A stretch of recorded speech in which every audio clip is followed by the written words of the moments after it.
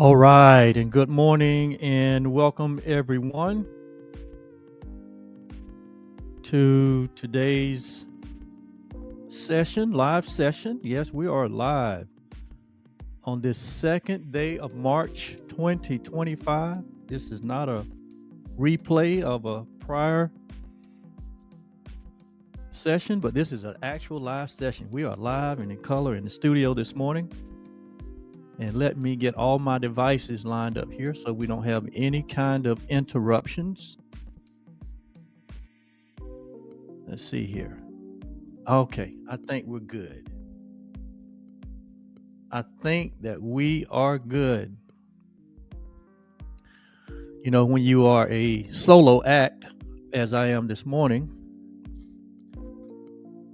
you're not only the guide and the host and the teacher, but you're also the engineer. You are the programmer, and you are the back office work. You're everything. And so I'm somewhat of a solo act this morning, but it's okay. I've gotten used to doing live broadcast and streaming live.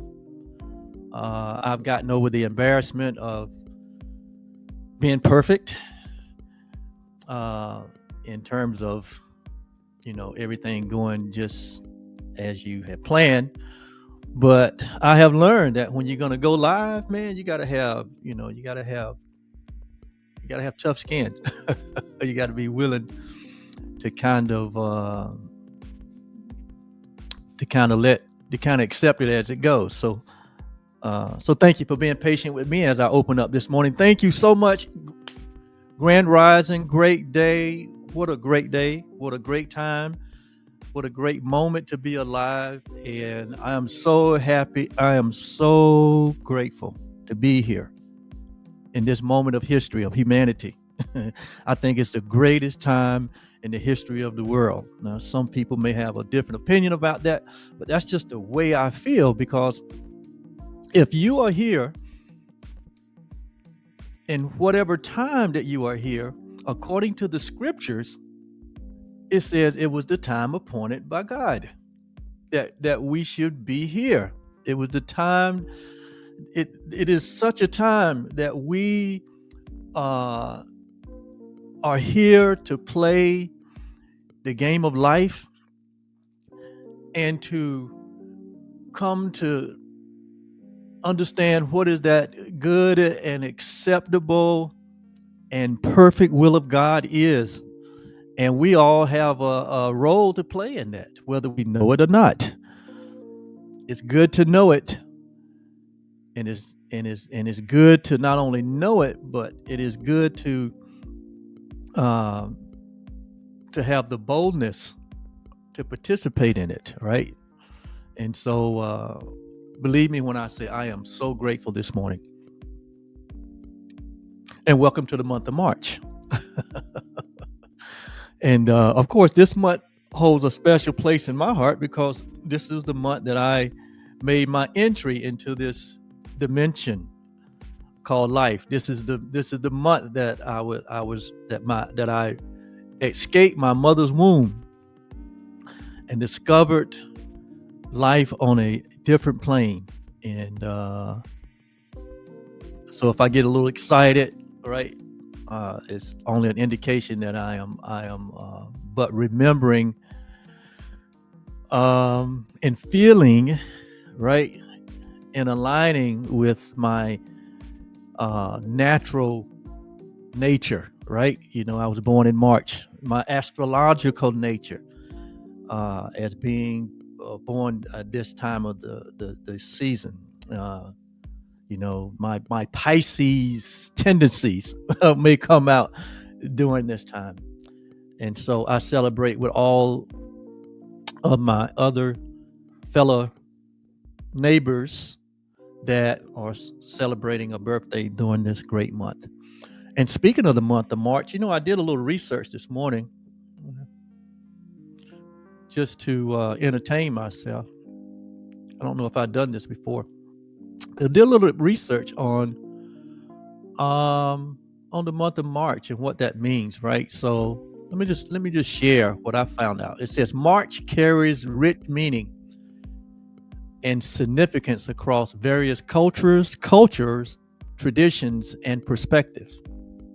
What is the meaning of March? It says the name March comes from Martius, the first month of the early Roman calendar. So when the Roman calendar was first developed, the first month of the year was March. Yeah, the first month of the year was March. And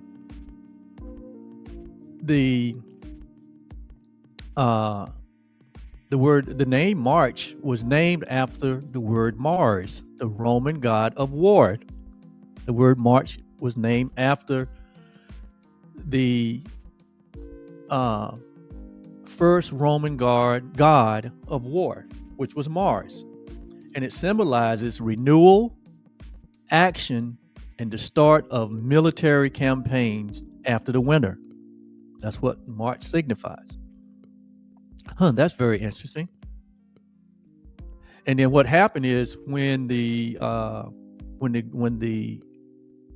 Roman calendar went out and the Gregorian calendar came in, we added two more months, January and February. And so January, February became the first 2 months of the year, and March moved up to the third slot, right? Yes.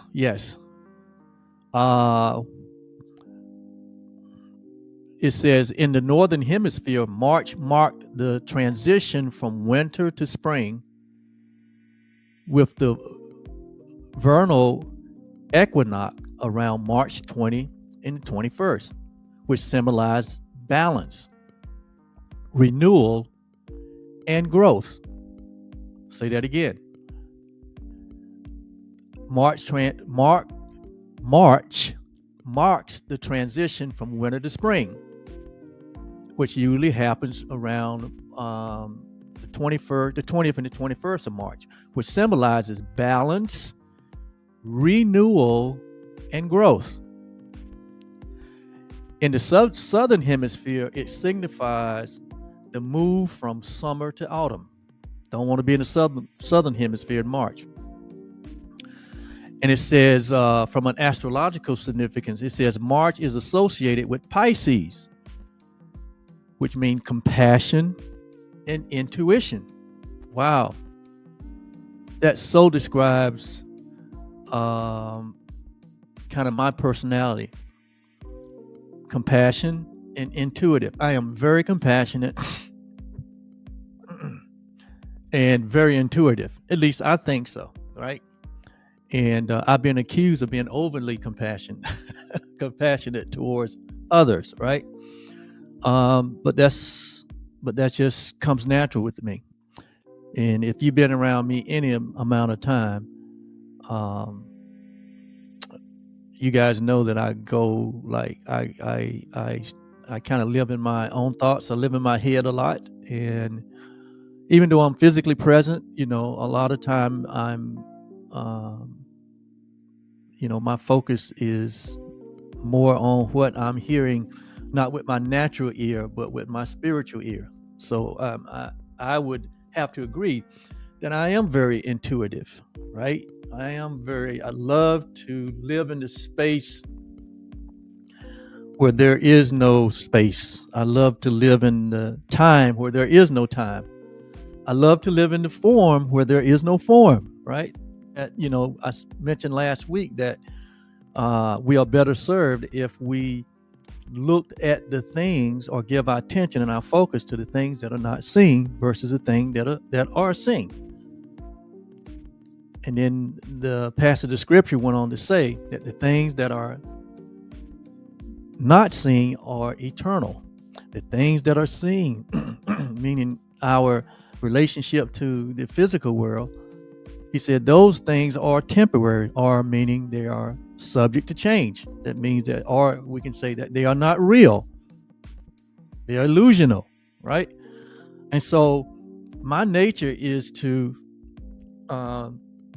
stay more focused, to give more attention to that which I can't see, to my intuitive part of myself, the intuitive part of my nature. So I would have to agree to this to say that I'm compassionate and intuitive. What do you think? What do you say? Right? How about you other March babies out there? You other Pisces, do you feel like you're more drawn towards um, being more compassionate, being very compassionate, and being very intuitive? What do you think? And then it says, uh, Aries also born in March, and it says that Aries, which means energy and new beginnings, energy, new beginnings, compassion, and intuitive. These are the qualities that emanate from the idea of March and the season of March. And then it says that the Aries is represents energy and beginnings, which emphasizes inner reflection and bold action. Inner reflection, bold action. So, to sum it up, March means the meaning of March has its roots in the idea of renewal and action in military campaigns, in the Roman god of war. It symbolized balance, renewal, and growth. The transition from spring to from winter to summer, or winter to spring. And finally, the characteristics of compassion, intuition, energy, and new beginnings, which is a reflection, an inner reflection of it's time to take bold action. And if you're living in 2025, and if you are like, if you don't have your head buried in the sand, but if you are studied and aware of your environment, you would have to agree that this is a time of inner reflection that will result in taking bold action. And what that bold action looks like will depend on you. It depends on your perception. It's going to depend on your view or your point of viewing not only yourself, but the environment around you. And so you guys know that we've been on this series over the last 6-7 sessions here, where we've been sharing on the subject of you. And not just on the subject of you, but that you are, I am, all humanity is the perfect creation of love, which is a statement of identity. You know, here at on the platforms that I share on, we focus on what we call the real you. My focus, my inspired message comes from the word truly, which means the real you loves you, because it is my experience and it is my intuitive belief that when we solve the identity problem, when we come to a point, when I say we, I'm talking about all humanity. When we come to a point where we solve the identity problem, because I believe that there is an identity crisis among all humanity, and it's been that way from the beginning of time. That there was a point in time in our evolution that we forgot who we were, and in forgetting who we were, we have been attempting for thousands and thousands of years to substitute our true self with something that we have made up that has its roots and its basis in the belief in separation, in the belief in separation, in the belief that something has gone wrong, and as a result, we are these individual selves that have separated ourselves from our Creator, and we have separated ourselves from one another. That oneness does not exist anymore. But that Humpty Dumpty fell off the wall and broke into these thousands and thousands and millions of different people, different things, different parts.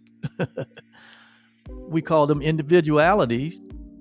We call it individuality, and that oneness no longer exists. That we lost our origin, that we broke off from our source, that we became these entities into ourselves. And so we have made this whole idea of separation as the foundation for what we have built, and what and for building the world, and for recording history from the beginning of mankind. And that even today, what is still at the root of our displeasure, what is still at the root of all pain and suffering that's in the world, is this idea of separation. And so the Course in Miracles says that really the only thing that needs to be healed, the only thing that really needs to be corrected in life is our belief, and our belief in separation. Because out of separation comes all the other cousins and uncles and aunts. I call them cousins, uncles, and aunts. Because when we believe in separation versus believing in oneness, that there is but one, and that we're all a part of that one. But when we suppress that idea and take on the idea of separation, what comes after that is this consciousness, or this awareness that something is wrong with us. I call it sin consciousness. And sin consciousness further leads to this sense of guilt, that we become guilty, that we lose our self-value, that we lose our value because we believe that we've done something wrong. And what follows guilt, the cousin of guilt, is fear. So sin consciousness, guilt, and fear becomes the virtues that consume our thinking, which eventually consumes our feelings. And if you understand how the human makeup operates, everything starts with a thought or an idea. And if that thought and idea has its basis in sin consciousness or separation, then ultimately it's going to result in a sense of guilt, right? It's going to get over into the emotional, in the area of our feelings, and we begin to feel guilty, right? We begin to feel like we have done something wrong. And with that feeling of we've done something wrong also comes that we deserve punishment, that we should be punished for the wrongdoing, right? Follow me here now. Because if you never heard this before, it's going to make sense to you. If you want to realize why is the world the way that it is? Why am I the way that I am? Why do I do the things I don't want to do and don't do the things I want to do? Well, I'm getting down to the surface, down to the source of all of that. And so when we allow our emotions and our feelings, right, to now have their basis in guilt, then there's this sense of punishment that we feel like, oh, I'm deserving of punishment. But who wants to punish themselves, right? And so when we have this sense of punishment or guilt that leads to this sense of unworthiness, and that we're deserving of punishment, what follows after that is this sense of fear. Now we're afraid. Now we're afraid that judgment is coming upon us. Now we're afraid that what my worst thoughts are, what my nightmares are, will come to pass, right? And so we move from thinking to feeling, which gets into our subconscious mind, which gets into the subconscious part of us, right? Which is that which you can't see, right? And this is what's running our life. We realize why it's so hard for us to make change, or why it's so hard for us to do the right thing, or why it's so hard for us to do the simple thing. It's because we have allowed this sense of fear and guilt to get into the subconscious part of our being. And it's the subconscious part of our being that's really what's running things. It's really what's determining the decisions that we're making. It's really the part of us, right? It is that unseen part of us that we always default to, especially when there's pressure, especially when there is uncertainty, especially when there is a sense of lack or scarcity or doubt or fear. We default to whatever's in our subconscious part of our minds.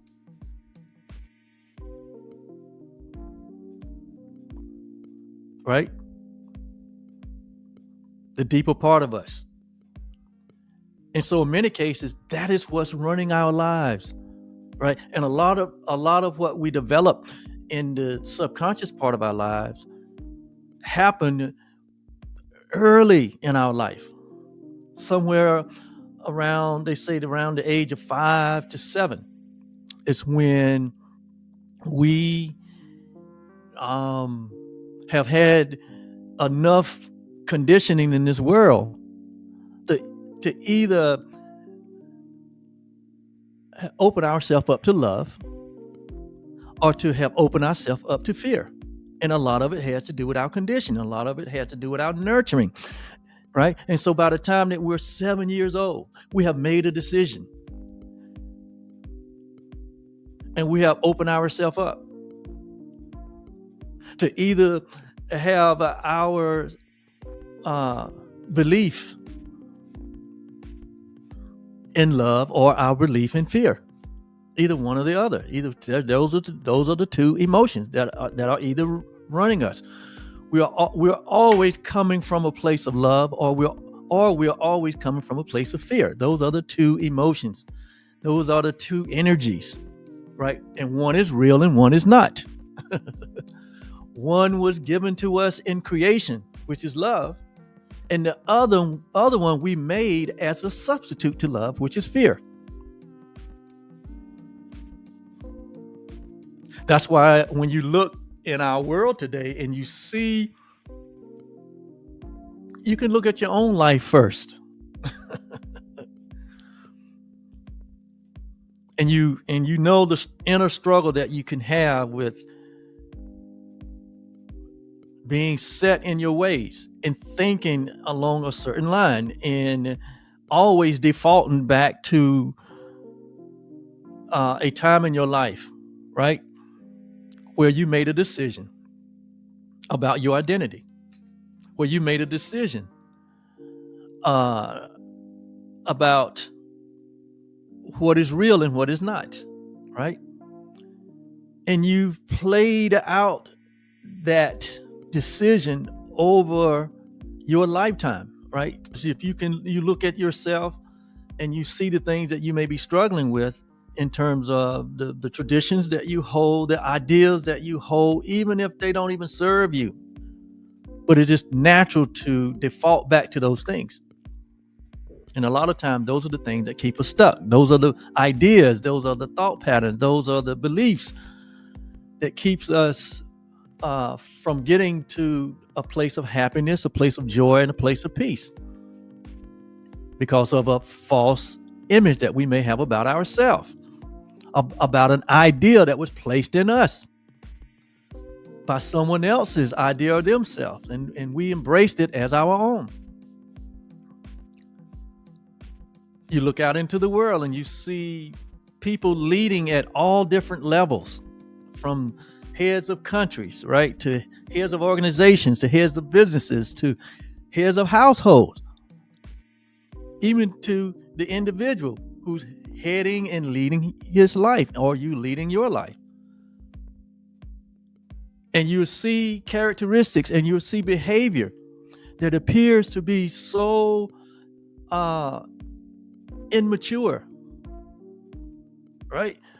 I can dare say that a lot of our leaders, from world leaders, national leaders, government leaders, religious leaders, business leaders, community leaders, leaders in our different areas like sports and entertainment, leaders everywhere, people that are in charge, people that are making decisions, people that are impacting other people's lives. A lot of those people are operating from their 7-year-old self. A lot of those people are still stuck in what they embraced as their true nature, as their true self, as their true identity, as their belief system from when they were 7. And so you can see, that's why you can see someone in their 60s or 50s or 60s or 70s or 80s. When the pressure is on, you will see this childlike display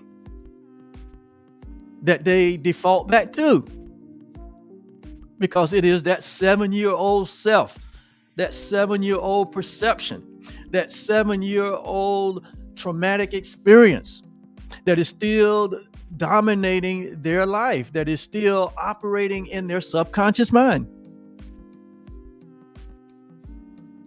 And we become somewhat appalled or we become somewhat startled when we see and what we think to be people that are wise and seasoned and mature, right, and appear to know what they are doing, when we see them, when the pressure is on,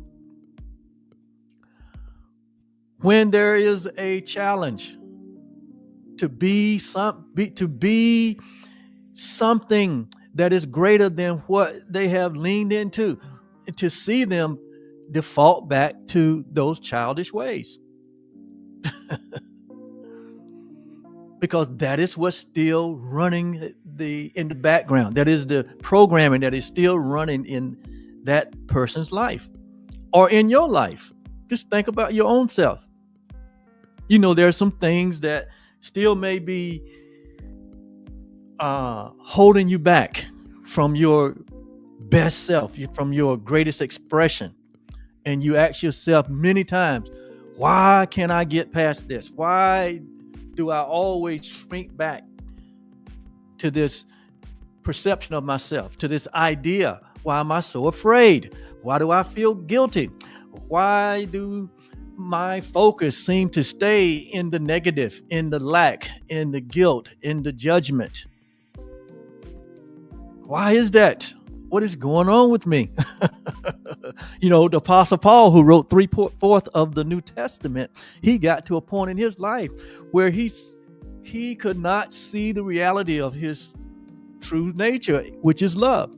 And he said, "Oh, wretched man that I am, who's gonna save me?" Who's gonna save me from my own self-destruction? It happens to all of us. All of us have to come to the conclusion. All of us have to come to a point in our life where we realize that this ain't working. This ain't peaceful. This ain't joyful. This isn't harmonious. This doesn't promote the abundant life. So there must be a better way. There must be a better way. There must be something that I am not aware of. There must be something that I do not know. That if the knowing of it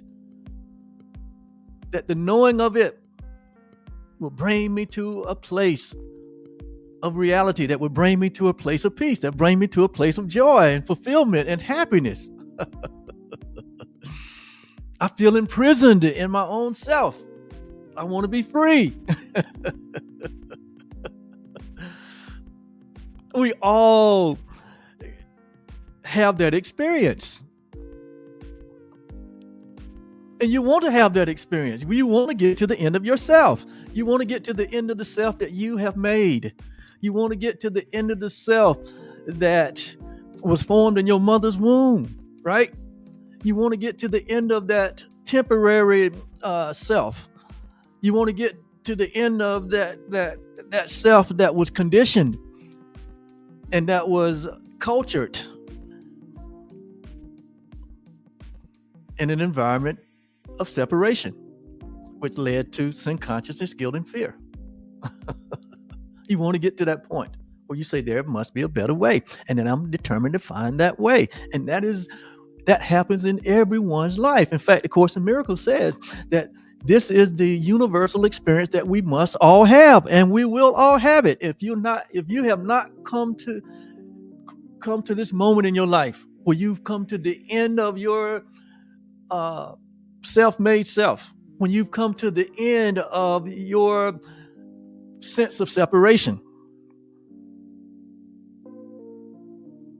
if you have not come to that point, you will. All of us will. Because reality was placed in our heart. Eternity was placed in our mind. The God of the universe, love itself, has been placed inside of all of us. And it will never stop. It will never stop calling us home. Love will never stop calling you home. Don't care who you are, from the crack house to the White House to the what do they call it? The universal nations, the UN, to all the nations of the universe, to all creatures everywhere. The spirit of love, the spirit of God, however you want to label it, it will never stop calling you home. It will never, the impulse to know yourself will never stop yearning inside of you.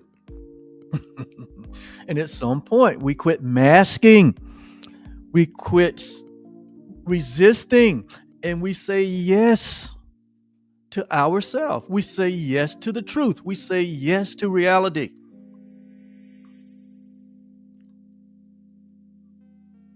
You know, we talked over these last few weeks about it is every teacher's goal, and it's the goal of all good curriculum for us to come to know ourselves. That is the ultimate goal. To know thyself. That's the ultimate desire, whether we know it or not, is to come to know our true self. And when we really become serious about that, right? We will never, it's like, if you want to know the purpose of a thing, you never ask the thing, but you ask the creator of the thing or the maker of the thing. That's just a basic principle. If you want to know the purpose of the thing, you ask the maker of the thing, why he created the thing, or what was the purpose, what is the meaning. And so we can't even ask ourselves and get an accurate response from ourselves, our individuated self, in terms of identity and knowing who we are. But we have to look beyond this physical birth that we all experienced to be here, and go beyond that, because we existed before that we were formed in our mother's womb, as Jeremiah said. As God said to Jeremiah, you was formed before, I knew you before you was born in your mother's womb, which indicates that Jeremiah existed before he entered into time, space, and form. Likewise, all humanity, all of us, we all existed before we was formed in our mother's womb. Therefore, who we are in truth, who we are in reality, is not this natural birth. It's not this body-mind birth. This is not who we are. But this is what was required for us to come here and have the human experience. But who we are transcend physicality. It transcends time and space. But who we really are goes back before the foundation of the world. And so we have to ask the timeless one, who am I? We have to ask the timeless one, the formless one, who am I? I am who I am. And that's based on my creator. And when we look into the annals of all inspiration, all revelation, and it always come back in the form that I am that I am, and that there is only one, and that one is the source of all things, and that one is love, and that love can create only like itself. And so in reality, the only thing that exists is the one. And so I must be a part of the one. I must be an extension of the one. I must be a reflection of the one. You know, Jesus said it over in so many places during his 33 years on this planet. You know, he told the religious people of his day, he said, hey, ye are gods. Ye are gods. Have you not read that ye are gods? Do you not know that before Abraham, I am? See, he was talking in metaphysics. He was talking before you was formed in your mother's womb. He was doing that before you formed in your mother's womb conversation. And he was talking to the people of his day, especially the religious folks who thought they knew it all. He said, did you not read? Have you not read that I am God? Have you not read that before Abraham was, I am? Do you not know that when you've seen me, you have seen the Father? Do you know that I and you are one? That I and you and me, we are one? That the same glory that was bestowed upon me is bestowed upon you? Do you know that you have been crowned with glory and honor, just like I am? And then the New Testament picks it up through Revelation. When 1 John chapter 4, where he says, look, as I am, so are you in this world. Where I am, there you shall be also. He said that what? I have reconciled the whole world back into one, back into myself. And then he called it the Christ. All this was his way of communicating to us. All this was our Creator's way of communicating back to us. And and correcting us in terms of our true self, in terms of our identity, that we are as God is and God is as we are, and that there is no separation, that there's only oneness.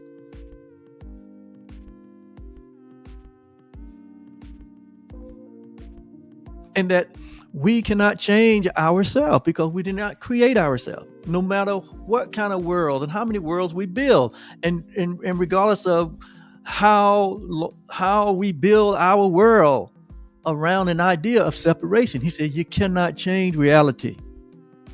You're still one. You still are a part of the one.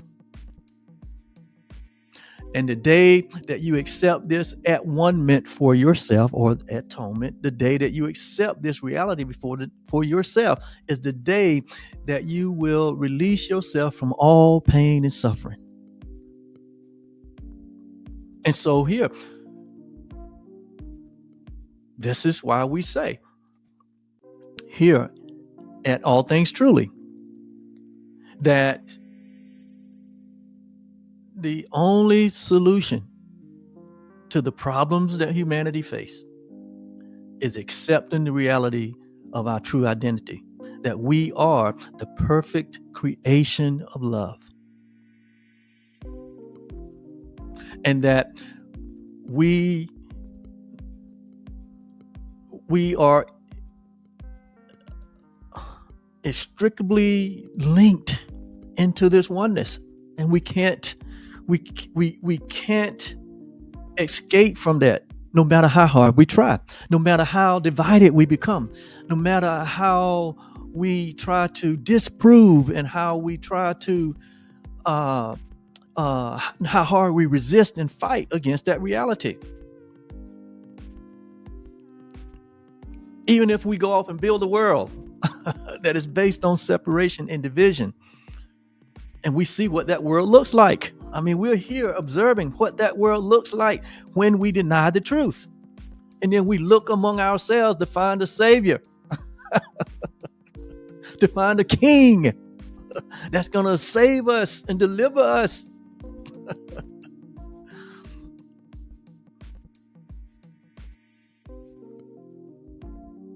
It's a sad movie to watch. But what is encouraging is that it is not the truth. It is not real. It is not eternal. This is all temporary. When we experience ourselves as something other than the perfect creation of love, when we don't allow love to have its perfect work in us, when we don't allow our life to become the reflection, the extension, when we don't allow our light to shine,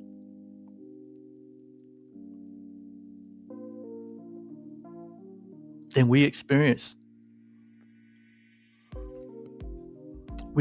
this ego-centric life that is full of pain and suffering, full of projection. And we wonder where God is, when we wonder where love is. And we say God is divided because they say this my God, and this group say that's my God, and this group said no, God is with us, and this group say no, God is with us, this group say no, God is with us. So God is all broken up, split up. Promoting separation on one side, promoting love on the other side, promoting superiority on one side, inferiority on the other. And then we see all the other things that come out of that, like oppression and greed and deception. It's a sad state. It's a sad movie to watch. So I'm here today to help, right? I'm here only as a helper, only as a guide, only as a temporary teacher to point humanity, all of humanity, to turn humanity away from the illusion and the deception and the delusion that we are something other than what our Creator created us to be, so that we can all wake up from the nightmare that we can all wake up from the tragedy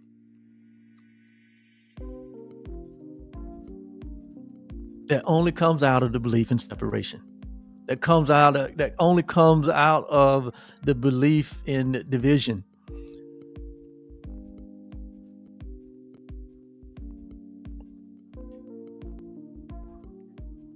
And so, I'm reminded, like when I was growing up in the 70s and 80s. All right, it was customary. I grew up in a household where we watched the soap operas. We watched soap operas, and I'm just going to name a few. The Edge of Night.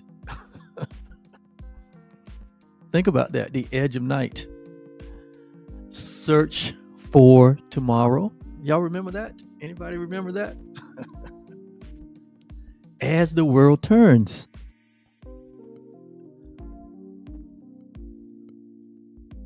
One Life to Live. All my children. We have one life to live.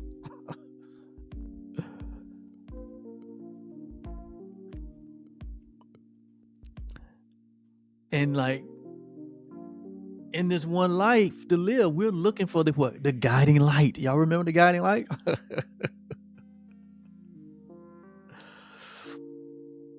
Because without the guiding light, guess what?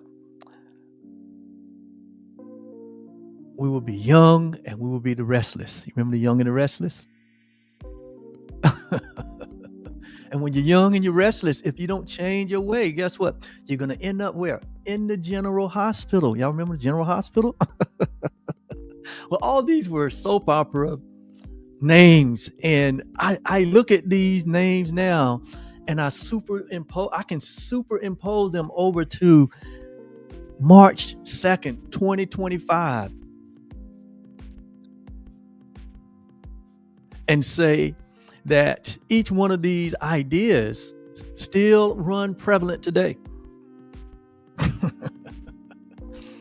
They still can be applied to our world today, the external world that is in such chaos and such strife and such turmoil. I mean, look on the world stage and what's happening among our leaders. Look at what is being displayed. Look at what is being put on display by what is supposed to be smart people.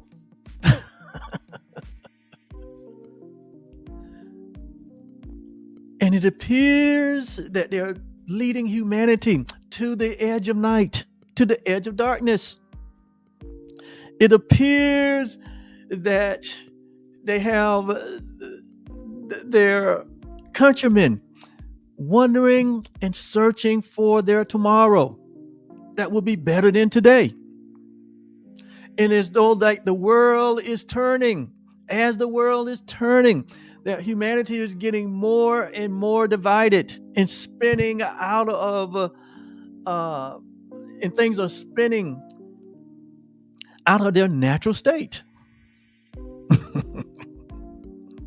And that because we only have this one life that we can live, when will I ever have a life to live that is peaceful, that is joyful, where humanity is the representative of love and oneness, where there is compassion and deep care for one another, where we come to realize that there's only one of us, and what happens to one of us will happen to all of us.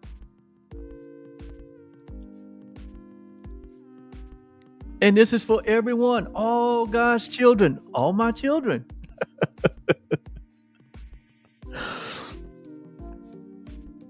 And so even our young and our old, they become restless. The young and the restless, the old and the restless. Where's the peace? Why are there such a warring and fighting among nations? Why are there such a war and fighting among people? Based on race and based on religion and based on politics and based on political ideology and parties. And why is there such a time and season here with all of the technology that we have, with all of the development that we have made. Why are we still here in 2025? And hatred and division and separation and sin consciousness and guilt and fear seems to be the order of the moment. Why is that? Have we not learned? Do we not know that we are gods? Do we not know that as God is, so are we in this world? So we need a guiding light. We need a guiding light.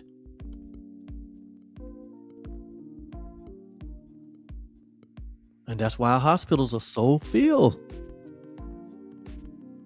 That's why our psychiatric wards are so filled.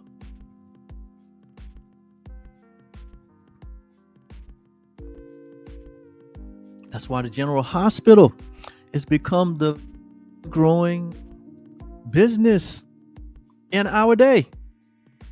Because sickness and disease is reigning and ruling among humanity. Why is that? After all these years of evolution and development, we got the best of everything.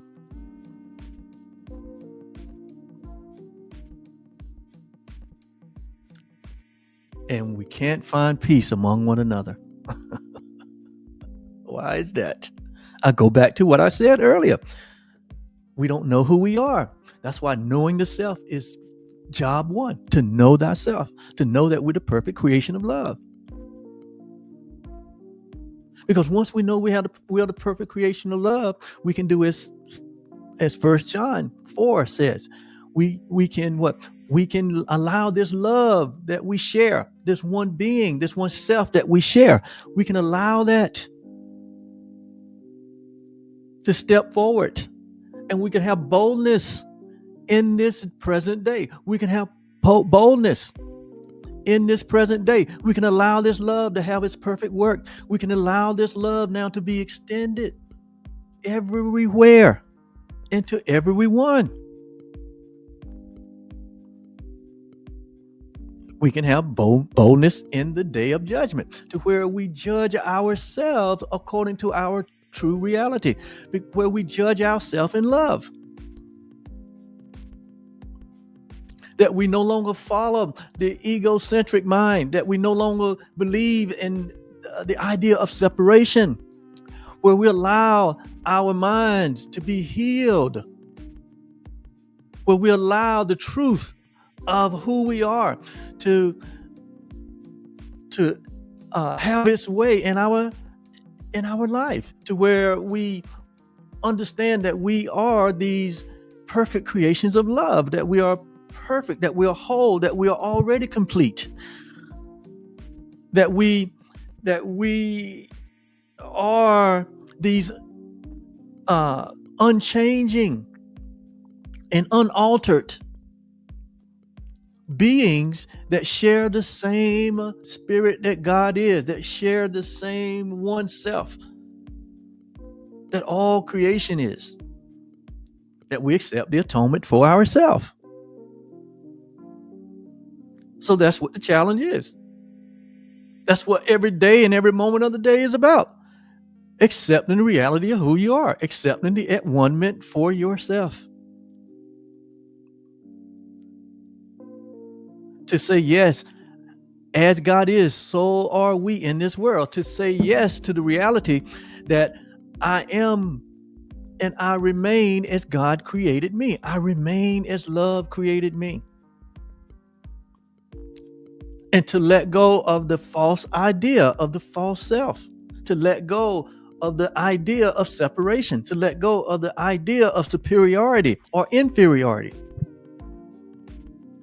to simply let it go, to have a change of heart, to repent, to have a change of heart. That is not who I am. That is not what I am. That is not what God created. It is not who I am. I am not a sinner saved by grace. I am not black. I'm not white. I'm not Jewish. I'm not German. I'm not European. I'm not African. I'm not any of these things in reality.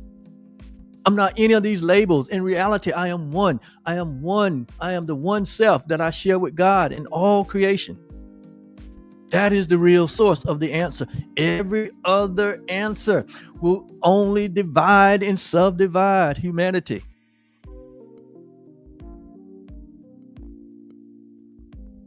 So if you're holding an idea of superiority, if you're holding an idea of specialness, if you're holding an idea of privileged, that is the source of your suffering. That's the source of your pain. And you have to let it go. If you're holding an idea of inferiority, if you're holding an idea of lack and scarcity, if you're holding an idea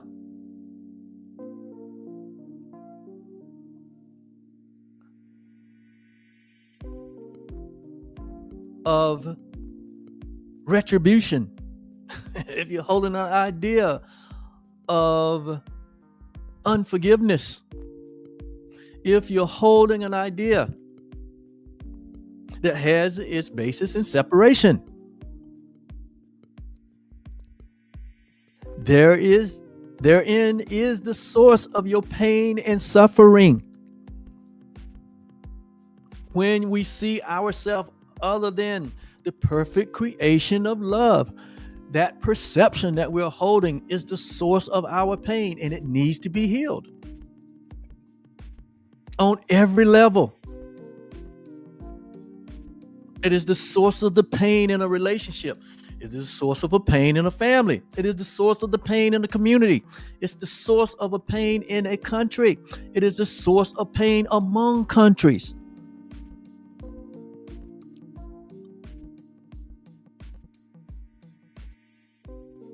Jesus said that freedom only comes through the knowing of the truth. He said, you shall know the truth, and the truth that you know is what will make you free. Freedom only comes through the knowing of the truth. It only comes through the knowing of the self. And to know the self is to know God. And to know God is to know the self, because they're the same. I'm going to say that again. To know yourself is to know your creator. And to know your creator is to know yourself, because y'all are one and the same. There's no difference between you and God in truth. The same life that God is the same life that you are. The one breath, the one moon, the one star, the one earth, the one family. And until we renew our minds to this reality, we can only continue to create more chaos, more pain, more suffering, more division, more fighting, more justification to not love and to be loved and to resist the love that we all share.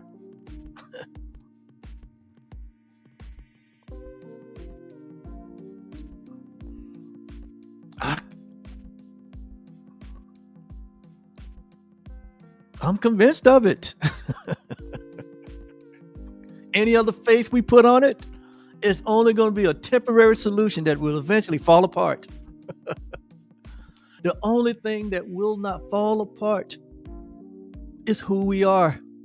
The only thing that cannot be destroyed, the only thing that cannot be changed or altered is our reality. The only reality in this world is our true self, our God self, our loving self. And until we lean into, until we abide in that reality,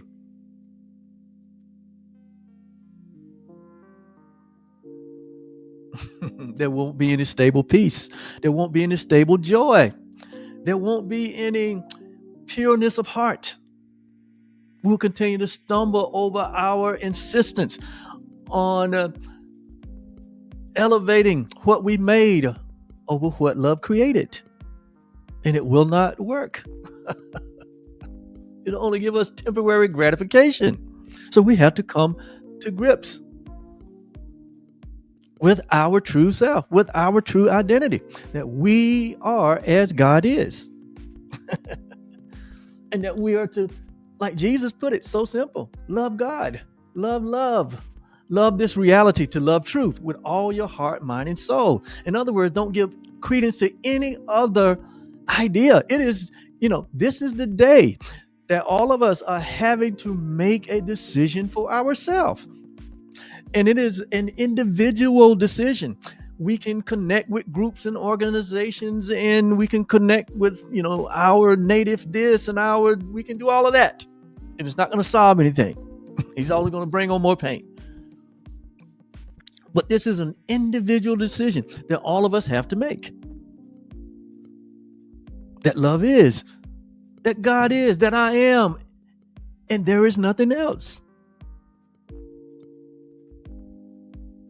That's the decision that all of us are being called on to make in this moment where there seems to be so much tension, so much division, so much warring and fighting.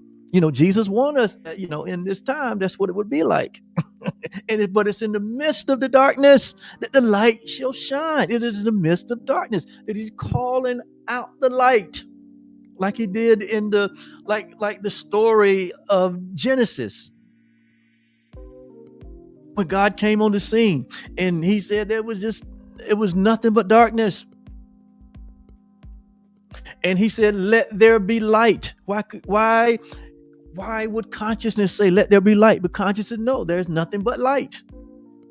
Something has occurred. Someone had been deceived out of the light that they are. So he said, let there be light. So the decision that we're having to make, each one of us individually, from the youngest to the oldest, is to let there be light. Let the light that we are be. Let the light shine out of the darkness. Let us unclothe ourselves of all of these egoic mindsets and conditioning that we have embraced and that we have attached ourselves to. Let us clean the slate. Let us wipe the slate clean. Let us come to ourselves where we say there must be a better way, because there is a better way. And the better way is the truth that is true always of who you are.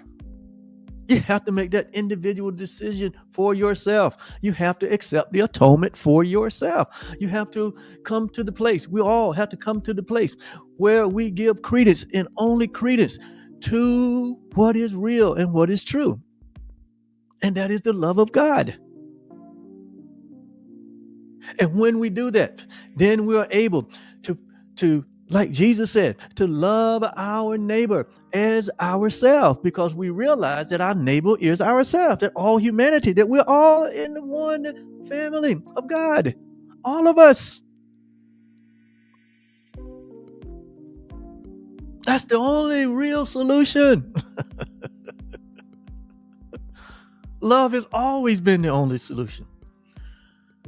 And love will always be the only solution.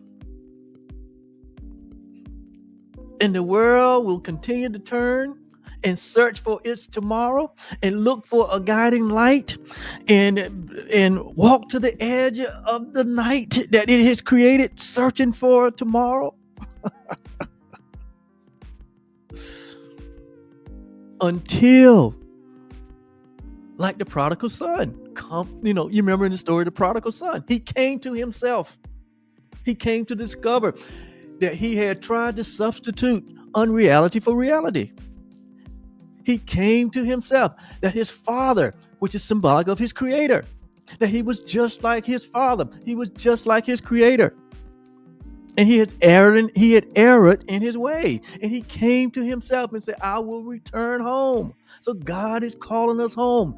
Love is calling all humanity home in 2025, in the midst of all of this mess that we made.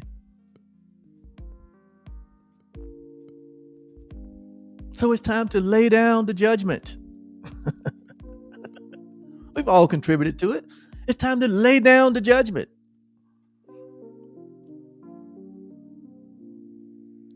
It's time for everyone, from the cradle to Seniorhood. It's time for everyone, from the crack house to the White House. It's time from every nation, every continent. It's time for all people to come to themselves, like the prodigal son, to lay down their weapons, to lay down their judgments, to lay down their grievances. It's time for you guys that have been holding this idea of superiority. It's time for you to lay that down. That is a weapon. It's time for you who have not seen yourself as equal with God and equal with all life, all humanity. If you've seen yourself in a lower state because you've been programmed that way, it's time for you to lay that down. That's a weapon. That is a weapon that has held you back from the truth. Listen. There's only one solution. There's only one way out. Guys, I'm telling you, there's only one way out of this dilemma.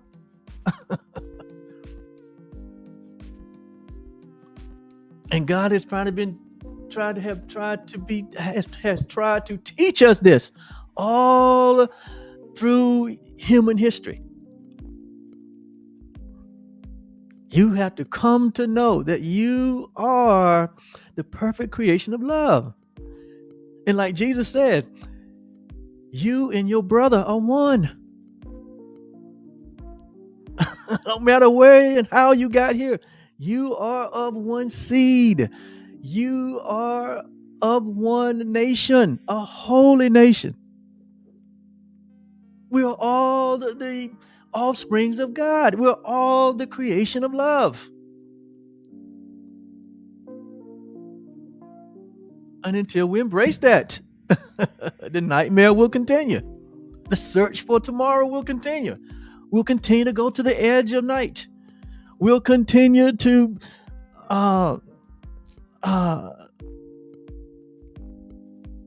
watch the world turn and spin out of control.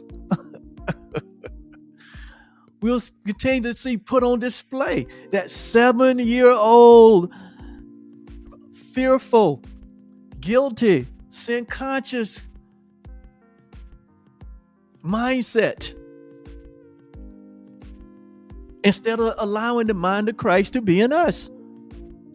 Who knows the mindset of Christ is we have equality with God and we have equality with one another. It has nothing to do with our body birth. It has nothing to do with our body characteristics. It has nothing to do with what country we were born in, or what race we were born in, or what our gender is. It ain't got nothing to do with any of that, or what our political persuasion is. We keep putting those things front and center. We keep putting those things in between us and reality. We keep putting those things between us and peace, us and joy, us and prosperity, us and abundance. The color of someone's skin.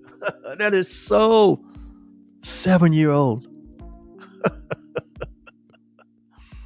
One's gender, how one and who one prefers to love.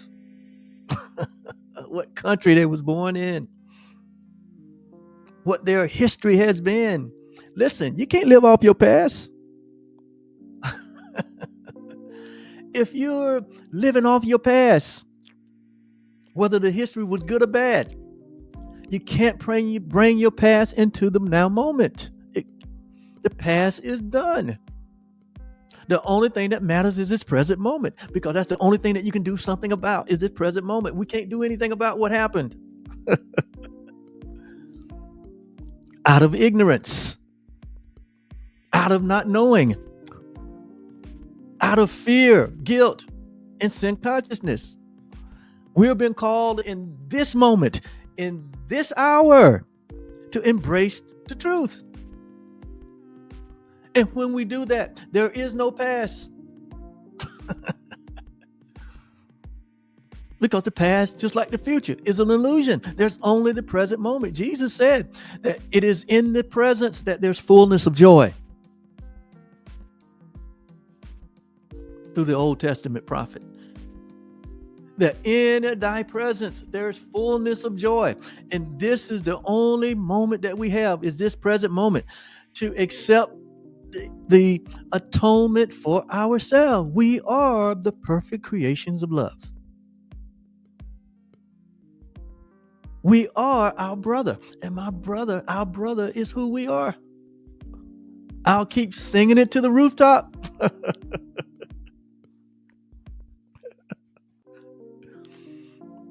So I'm going to finish by reading a section here out of the Course in Miracles, chapter 8. Chapter 8 under section 3, which is called the Holy Encounter. This is what needs to happen in the month of March. If we don't have a holy encounter or a holy awakening in the month of March,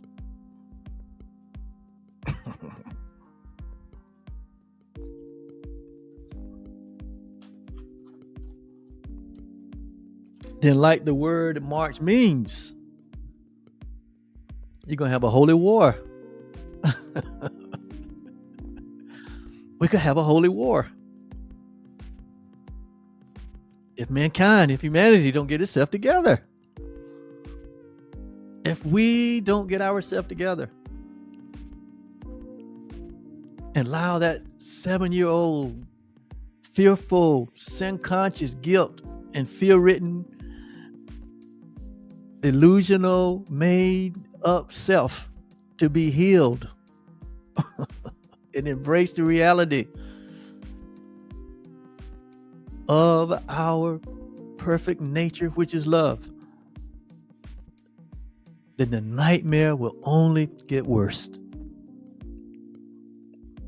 But I have faith in humanity. God has faith in humanity. Why? Because he placed himself in us. Eventually, that all of us will eventually turn to ourselves, that all of us will eventually turn within. And that's what I'm pointing you to, turn within and embrace our true self and to let go of our egoic self. Because when we let go of our egoic self, we let go of the pain and the suffering that is at the root of all pain and suffering. And so I'm going to finish today by reading this, the Holy Encounter, because I believe this is, I like this. And I think this will help us to understand. So think about it this way. Let's try this for the month of March versus what we have been doing, because if we keep doing what we have been doing, we're going to get the same results. So let's try something different, okay? And the course is giving us some guiding light here, right? So the course says, the will of the Father and of the Son are one. By extension, the will of God and the will of man is one by extension. God extended his will to man. Man have to extend his will to one another, to each other. That's how the will of God becomes one. God extended love in his creation, and as God's creation, when we only extend love, that makes us party to the one will. But we have been extending sin consciousness, guilt, and fear, which have created the chaos that we see. So we must make a change. And this is what the Course suggests. It says, our extension is the result of our oneness. It's saying we can do this. Holding our unity together by extending our joint will. There is but one will. That's why Jesus said in his prayer, not my will, but thy will be done. Thy will be done where? On earth as it is in heaven.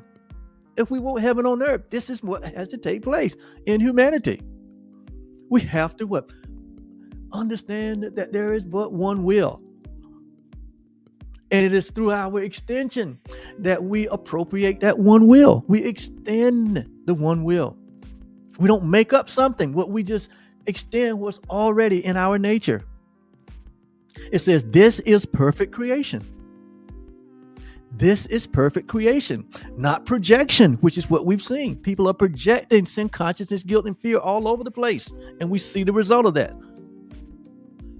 Life and true life is not projection, but it is extension. God extended himself, and he called himself us. And now we're supposed to extend ourselves to each other,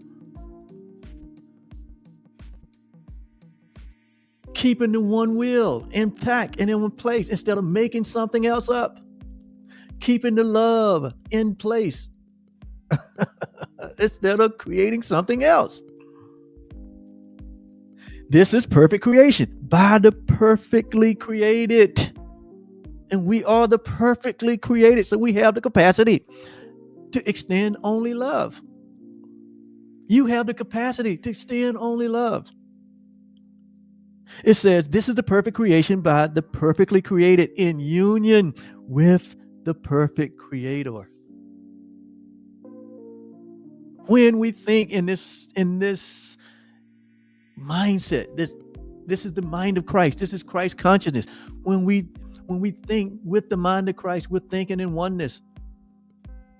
We're embracing the love that we share, the one being that we share, and we will only extend that. We'll be committed to extending that only. He said, this is the correction. The father must give fatherhood to his son because his own fatherhood must be extended outward, which God has. You who belong in God have the holy function of extending God's fatherhood by placing no limit upon it. When we came into this world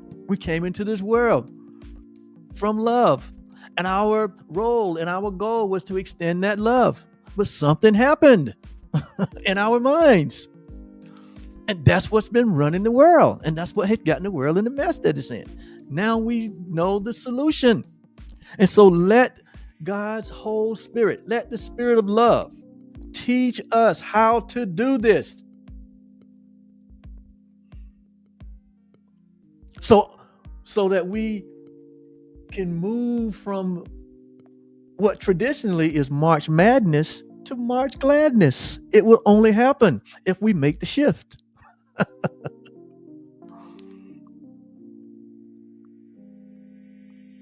Let the whole Spirit of God, let the whole Spirit of love teach us how to do this, for we can know what it means only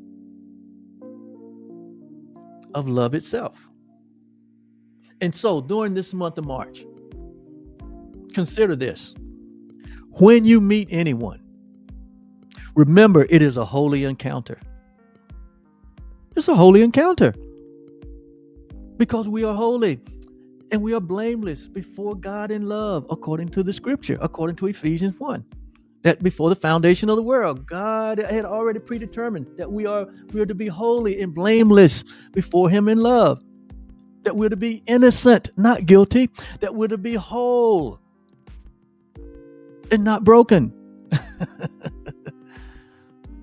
In love. Because why in love? Because love is all there is. So when you meet anyone, remember it is a holy encounter. When you meet any human being, you already can look at a human being and know that there's something that is you know that you are like they are. Just like when two animals meet, two dogs meet, or two cats meet.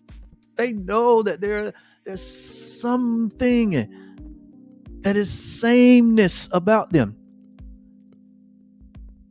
We know it.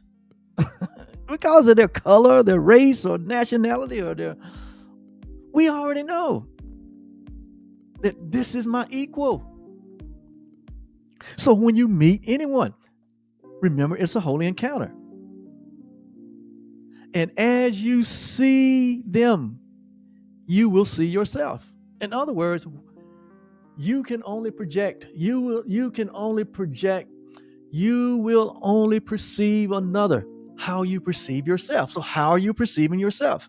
Do you know that you are the perfect creation of love? Until you know that, you can't perceive another that way. So that creates a problem. So you see the other as an enemy. So when you meet anyone, remember, it's a holy encounter. The God in me. Recognize the God in you. That's what namaste means. The God in me, recognize the God in you. That's what Jesus did in his whole 33 years. He recognized and saw the face of Christ in everyone. And we've been called to that same love, to see ourselves for who we really are, as the perfect creation of love, and to see it in everyone else. Remember, this is the solution. You want real solution, or do we want to continue to play around? As you see him, you will see yourself. As you treat him, you will treat yourself. You treat other people like you treat yourself. As you think of him, you will think of yourself. Why? Because you and your neighbor are one. What you're looking at is yourself. When you look at another human being, regardless of who they are a reflection of how you see yourself. So when you see two leaders come together of two different nations, and we see the absolute fear that was put on display. Y'all know what I'm talking about. It's the only reflection of how they see themselves, as enemies.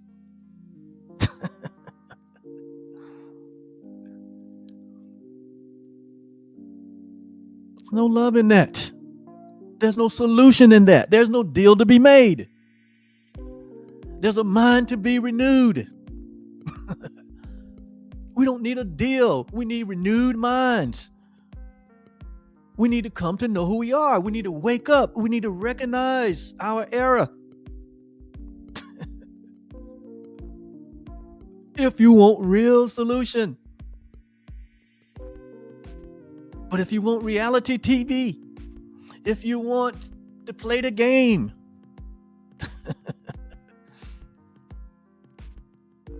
if you want to remain in suffering, if you want to remain in uncertainty, if you want to remain in fear and doubt and guilt and sin consciousness, if you want to remain in a mindset of scarcity and death, then keep doing what we're doing. But if we want real, eternal resolution, understand that everyone you meet is a holy encounter. You got to lay down your politics, your religion, your whole idea, all the conditioning, if you want to be free. We got to lay it all down. It has never gotten us anywhere. And it ain't going to get you anywhere. And because you can't take any of this accumulation of stuff with you when you leave this space. So get real with ourselves. As you treat him, you will treat yourself. As you think of him, you will think of yourself.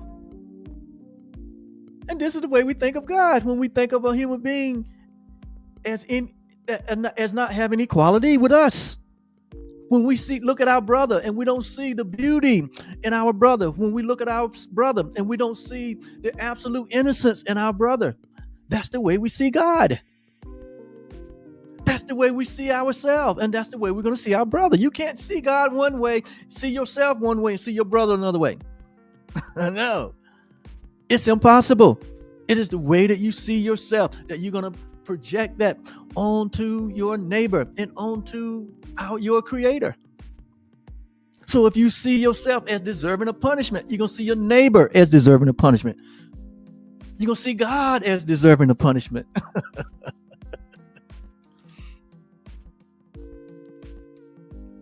It says, never forget this, that you are having a holy encounter. Anytime you meet your brother, it's a holy encounter. Never forget this, for in him you will find yourself or lose yourself. How you interact with one another, you either find yourself or you lose yourself in that interaction. When you don't see equality, when you don't see inclusion,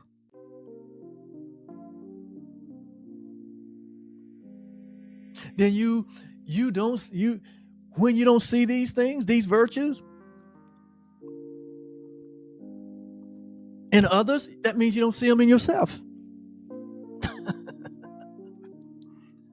It says, whenever two of us meet, whenever you meet any other human being, they are given another chance at salvation. We are given another chance at salvation with every encounter we have with every person. How do you treat that person? How do you see that person? How do you think of that person?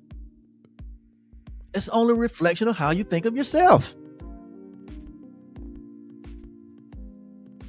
It says, do not leave anyone without giving salvation to him. In other words, without perceiving them for who they really are as the perfect creation of love. He said, anytime you leave a person, do not leave them without receiving the perfect creation of love for yourself.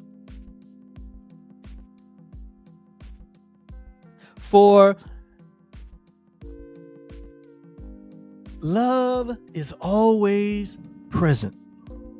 For the truth is always present. Because the truth is you.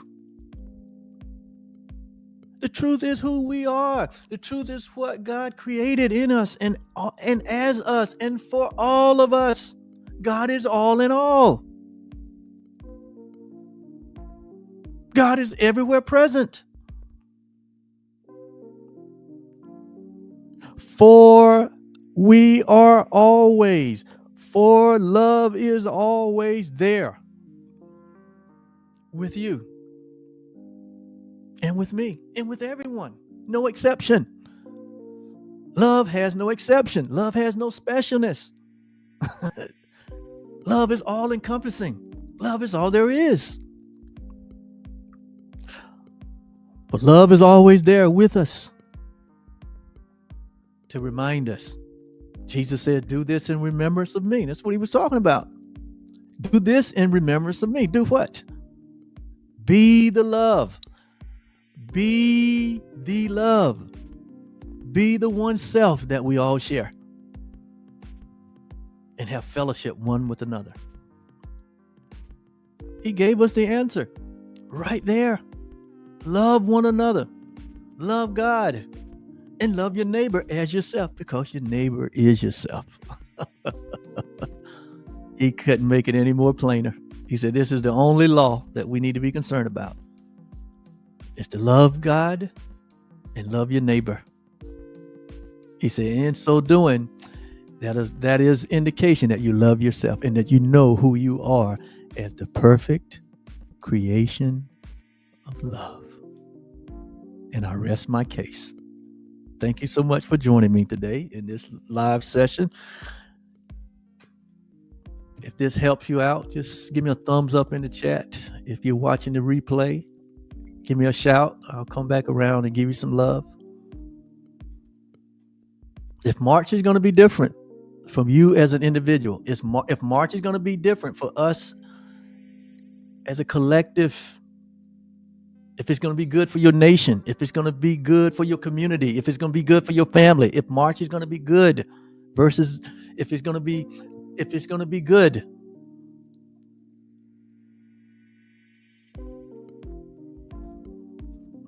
Then we're all going to have to decide. We're all going to have to accept the atonement for ourselves. Otherwise, like we said, March could be the beginning of war. Have a great day. We'll see you next time. Bye-bye.